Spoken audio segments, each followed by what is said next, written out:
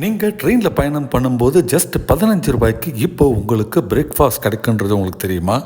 இந்த 15 ரூபாயில் 7 பூரி சப்ஜி ஊறுகான்ட்டு இத்தனை ஐட்டங்கள் கிடைக்குங்க. இதுவே ஒரு 5 ரூபாய் சேர்த்து கொடுத்தீங்கன்னா 20 ரூபாய்க்கு இந்த 7 பூரி சப்ஜி ஊறுகா கூட ஒரு 300 ml தண்ணி பாட்டிலும் தருவாங்க. நம்ம இந்தியன் ரயில்வேஸின் ஒரு அங்கமான IRCTC இப்போ ஜனதா சாப்பாடுன்ற பேரில் ரொம்ப கம்மி விலையில் பேசஞ்சர்ஸ்க்காக மார்னிங் பிரேக்ஃபாஸ்ட், லஞ்ச், அதுக்கப்புறம் டின்னருன்ட்டு கம்மி ப்ரைஸில் கொண்டு வந்திருக்கிறாங்க.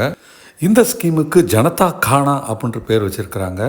இந்த மாதிரி வேறு கம்மி விலையில் என்னென்ன இருக்குன்னு பார்க்கலாமா? டீ 5 ரூபாய், காஃபி 7 ரூபாய், ரெயில் நீர் எனப்படும் தண்ணி பாட்டில் பார்த்திங்கன்னா 1 லிட்டருக்கு 15 ரூபாய். லஞ்சுக்கோ டின்னருக்கோ சாப்பாடு ஐட்டங்கள்லாம் பார்த்திங்கன்னா கம்மி ரேட்டில் இருக்குங்க. 50 ரூபாய்க்கு மீல்ஸ் கிடைக்கும். புலாவோ இல்லை ஜீரா ரைஸோ இல்லை ஒயிட் ரைஸோ, அது கூட 4 சப்பாத்தி இல்லாட்டி 2 பரோட்டா இல்லாட்டி 4 பூரி, சாம்பார், தால், தயிர், அப்புறம் பார்த்திங்கன்னா ஊறுகாய்ன்ட்டு 50 ரூபாய்க்கு உங்களுக்கு இத்தனை ஐட்டங்கள் வருது. இதுவே நான்வெஜ் ஆப்ஷன் போனீங்கன்னா இதில் ஏதாவது ஒரு ஐட்டத்துக்கு பதிலாக 2 முட்டைகள் இருக்கும்.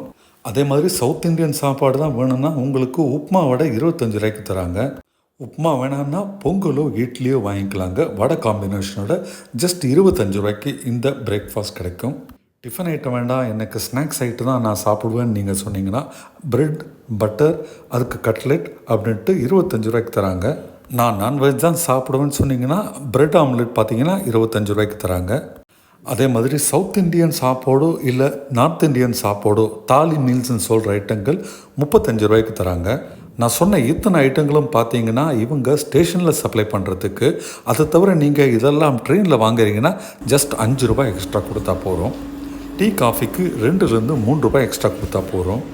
நம்முடைய இந்தியன் ரயில்வேஸ் பொதுமக்களுக்காக இந்த ஜனதா கானான்ற ஸ்கீம் கொண்டு வந்துருக்குறாங்க. நெக்ஸ்ட் டைம் நீங்கள் ரயில்வே ஸ்டேஷன் போகும்போது கம்மி ரேட்டில் சாப்பிடணும்னு நினச்சிங்கன்னா நீங்கள் நேராக போக வேண்டிய இடம் ஜனதா கானா என சொல்லப்படும் கவுண்டர். ட்ரெயினில் பயணம் பண்ணும்போதும் இந்த ஜனதா கானா அப்படின்ட்டு கேட்டிங்கன்னா உங்களுக்கு கொண்டு கொடுப்பாங்க. இந்த விஷயத்தை கேள்விப்பட்ட நிறைய பேர் இதற்காக பாசிட்டிவ் கமெண்ட்டும் கொடுத்துருக்காங்க. சில பேர் நெகட்டிவ் கமெண்ட்டும் கொடுத்துருக்காங்க.